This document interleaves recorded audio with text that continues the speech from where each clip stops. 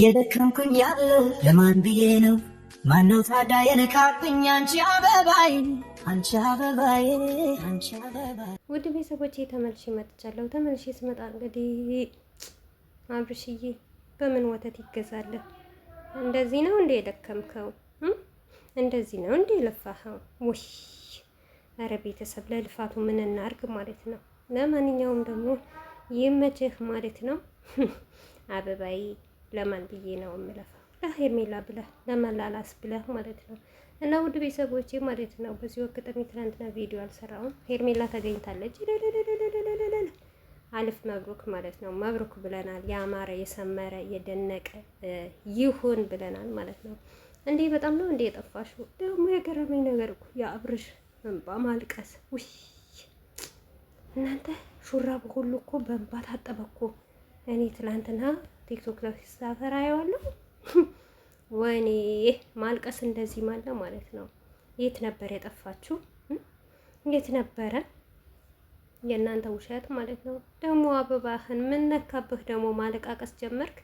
ቀለበትማ አውልቃለች መሰለኝ። ድራማችሁ ሊያልቅ ነው መሰለኝ። እንግዲህ ለእኛም አይደለም ለሩታዬ እህቶች እኮ አይደለም ይሄንን ነገር ማለት ነው።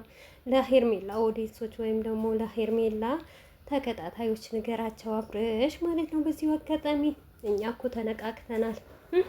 አሁን ደግሞ ድራማዋ ሊያልቅ ነው። በቃ በዚህ ወጣ በዚህ ገባ፣ እሷ የሆነ ነገር ብላ ተታው ሄደች ምናምን ልትሉ ነው አይደል? ምንም አይደለም፣ የለመነ ነው እኛ ማለት ነው። አዲሳችን ብርቃችንም አይደለም ማለት ነው። ለማንኛውም አንተ ልቦና ወደ አንተ ሊመለስ ነው የምንፈልገው፣ ምንም ይሁን ማለት ነው።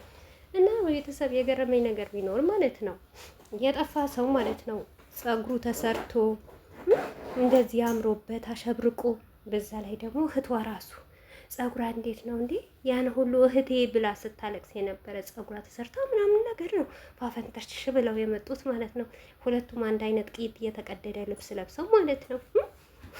አብርሽ እኔ እኮ በጣም ነው የሚገርመኝ እውነት።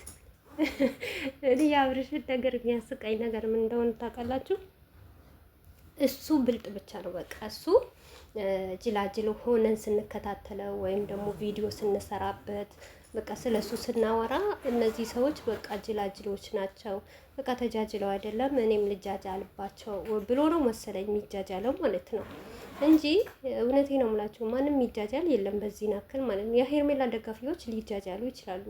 ምክንያቱም ጥያቄም እየፈጠረባቸው ነው ያሉት ማለት ነው። አሁን እንደዚህ አልቅሶ እንደዚህ ሆኖ እንደዚህ ያዙኝ ለቀቁኝ የሚለው ያው የእነሱ የሄርሜላ ደጋፊዎች የሆነ ነገር ይፈጠራል ወይም ደግሞ የሆነ ነገር ከሆነ ጥያቄ እንዳይጠየቁት ነው። እሷ ናት እምቢ ያለችው፣ እሷ ናት እንደዚህ ያለችው፣ ትታው ሄደች፣ ቀለበት አረገች እንደዚህ። እንግዲህ እስከዛሬ ሩታ ነበረት ስትወቅሱና ሁላችንም ሄርሜላን አገደች፣ ሄርሜላ እንደዚህ ያለቻት ዳኒና ኤፍሬም ሩታ ናቸው ብዙ ነገር ሲያረጉ የነበረ ብለን ሁላችንም እየወቀስን ነበረ በየግሩባችን ማለት ነው። ነገር ግን እኔ የአብርሽ ነገር ነው የገረመኝ። በዚህ ናክል ብልጥ ነው እንዴ? በዚህ ናክል ጨዋ ነው እንዴ? እኔ ወይ ጎዝ ነው እናንተ። እውነት ጀግና እኮ ነው ሰውን ማታለል ሲወድበት ማለት ነው። ሲቀጥል እኮ ሄርሜላ የትም አልጠፋችም ነበር። እናም ደግሞ ዛሬም ደከምኩልሽ ለፋውልሽ ማን ነካብኝ? ማን ይነካብሃል? ሄርሜላን ማን ይነካታል? እውነቴ ነው። ማን ዞር ብሎ እያያታል ማለት ነው። እንዴ የሰው ልጅ እኮ ዝም ብሎ አይነካም ማለት ነው። እና የሆነ ነገር ሊፈጠር ነው ስላችሁ ድራማቸው ሰለቻቸው መሰለኝ። በቃ ሰው ሁሉ ስላስጠላ ወይም ደግሞ ዛቻ ምናምን በዛባቸው ሰሞኑ ሀቢባ ጋር የሆነ ነገር እየተባለ ነበር። ያንን ነገር ለማድረግ ነው እንጂ ሌላ ምንም ነገር ለማድረግ አይደለም። እኔ እውነቴ ነው የምላችሁ ውድ ቤተሰቦቼ ማለት ነው። ሄርሜላም አልጠፋችም። አብርሽም አውቆ ነው የሚያላቃቅሰው፣ አውቆ ነው እንደዛ። ሄርሜላ የምተው ነው እንደዛው። እና ማናቸውም ከማናቸውም አልተጣሉም። ማናቸውም ከማናቸውም አይባባሉ። ሁሉም የራሳቸው ስራ ነው የሚሰራው። እንዴ ቤተሰብ ቤት የጠፋበት ሰው የጠፋበት ሰው በዚህ ግን አክል አሸብርቆ አብርቶ ይመጣል እንዴ? በየቀን ቪዲዮ እየተሰራ በየቀን ማንን ልትሸውዱ ነው? የመደምን ቅመም ኧረ አትሸውዱ። ስንት የሚሸወድ አለ በነገራችን ላይ። አሁንም እንደዚህ ሆነው እውነት ነው ምናምን ነገር ትክክለኛ ነገር ነው ብሎ የሚቀበል አለ። እና እኔ እንጃ።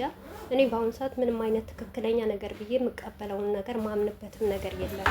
እና ሩታዬ ብቻ ሰላም ትሁንልኝ ባለችበት፣ ከልጅ ዋጋ ይጠብቅልኝ።